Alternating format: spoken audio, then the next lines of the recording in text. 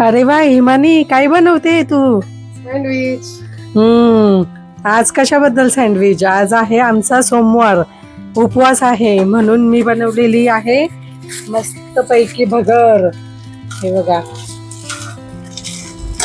तुम्ही पण बनवतात का मंडळी भगर? कमेंट मध्ये नक्की सांगा. हे बघा, हे जुने लोक होते ना पहिले, ते बनवायचे. आता जास्त करून कोणी बनवत नाही. मी मस्त गरमागरम भगर बनवली आहे उपवासाला.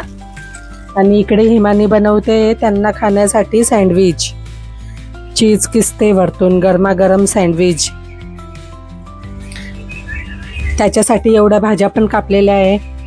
कांदा, काकडी, टोमॅटो, शिमला मिरची. इकडे ग्रीन चटणी बनवलेली आहे.